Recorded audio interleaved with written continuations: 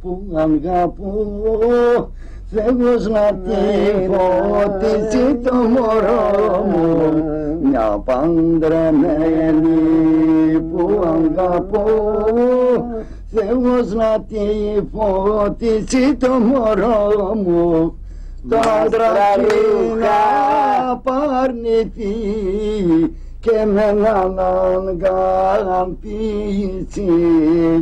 Φίλεδεν, φίλεδεν, φίλεδεν, φίλεδεν, φίλεδεν, άσπρα ρούχα στην αυλή σου, πως κοιμάσαι μοναχή σου, άσπρα ρούχα σαν το γάλα, πως κοιμάσαι. Όσο το κέφι συνεχιζόταν στο κονάκι του Χασάν του Βοσκού, ένας φίλος του βγήκε για λίγο έξω στην ακρογιαλιά. Μέσα από την αβαθή, πλούσια θάλασσα της Πατερίτσας, έπιασε τόσα χταπόδια, όσα χρειάζονταν για να συνεχιστεί το γλέντι στην αυλή του δικού του σπιτιού, ως αργά, το βράδυ. Θα είναι κακομοίρινη πολύ το εμπόριο, για να χάσεις και για να κερδίσεις.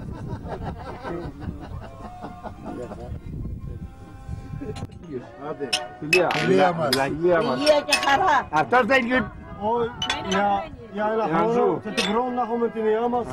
Υπάσω το περδικά μου, στο γυαλό μη κατέβεις,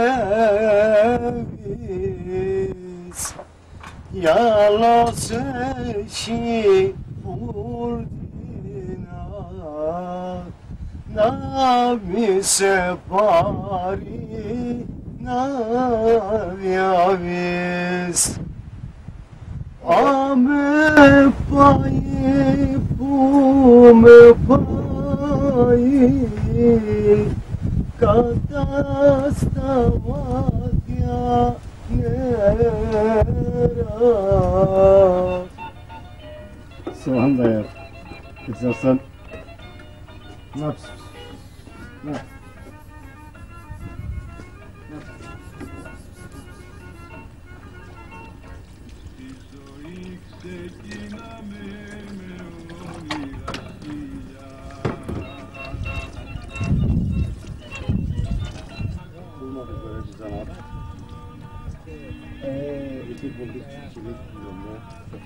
Sen yine yedin abi ya, torunlar zaman yedin. Ne yediyorsun?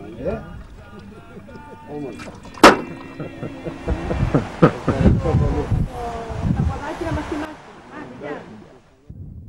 Κάπως έτσι, ειρηνική και αδελφωμένη ήταν η ζωή των απλών ανθρώπων, των δύο διαφορετικών κόσμων που συνυπήρχαν στη Μικρασία ως το 1922. Σαν χάλασε η ειρηνική του συνύπαρξη και μπήκαν ανάμεσά τους οι μεγάλες δυνάμεις, το αίμα, ο πόνος και τα δάκρυα περίσσεψαν. Η έξοδος απάνθρωπη και τελεσίδικη. Η θρήνη του ξεριζωμού, τεράστια αγριεμένα κύματα. Και στις δυο πλευρές του Αιγαίου.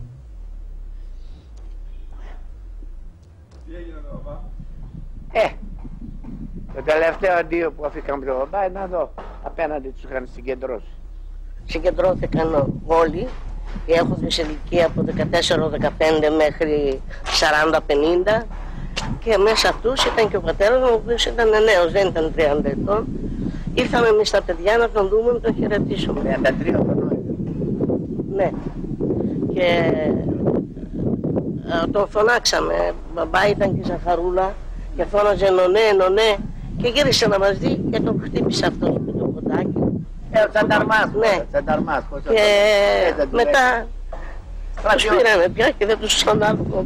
Και επειδή μας μίλησε γεια σας παιδιά, ξέρω εγώ, του κάνει ένας Τσανταρμάς και έπεσε το καπέλο και το πήρε. Τον είδαμε, το χαιρετήσαμε. Ήταν το τελευταίο που ήταν. Το τελευταίο από εκεί.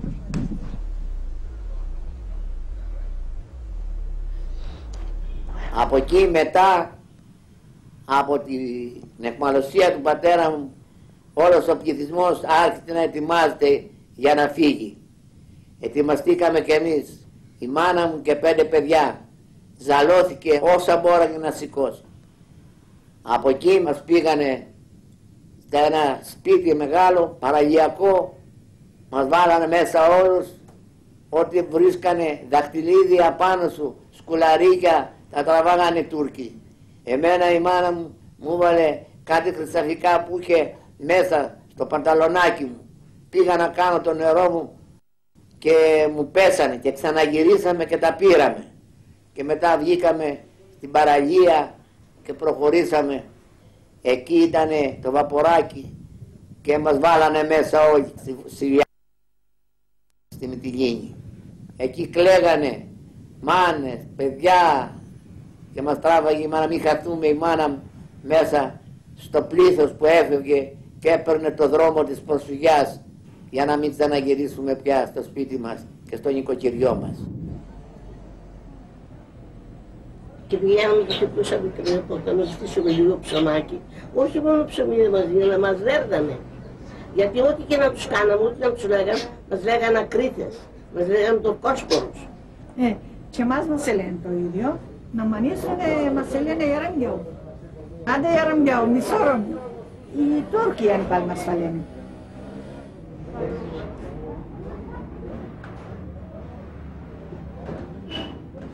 Ιερό χώμα. Χώμα ευλογημένο. Για τα παιδιά μου, για τον άντρα και για μένα.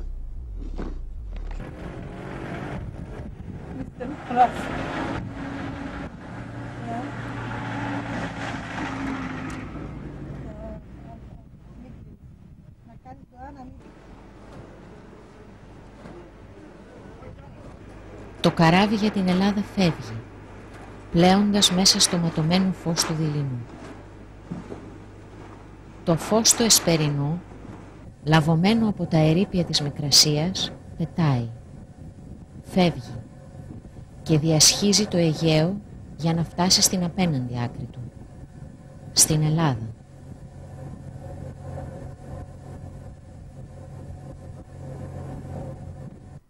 Ο κύριος Ασημάκης δεν μπόρεσε να μείνει αρκετά στην πατρίδα του. Η αδύνατη καρδιά του και η συγκίνηση τον ανάγκασαν να φύγει 3 μόλις ημέρες από την άφηξή μας. Σκεφτόταν όμως να ξαναγυρίσει σύντομα στα Ιβαλή, για να πάει για κυνήγι με τον αγαπημένο του σκύλο, όπως ο πατέρας του παλιά. Και ακόμη ήθελε να συνοδεύσει αυτός τους τουρκοκριτικούς φίλους του σε ένα ταξίδι προσκύνημα στη δική τους πατρίδα, το Ρέθυμνο, στην Κρήτη. Δεν πρόφτασε όμως. 4 μήνες αργότερα έφυγε για το μεγάλο του ταξίδι.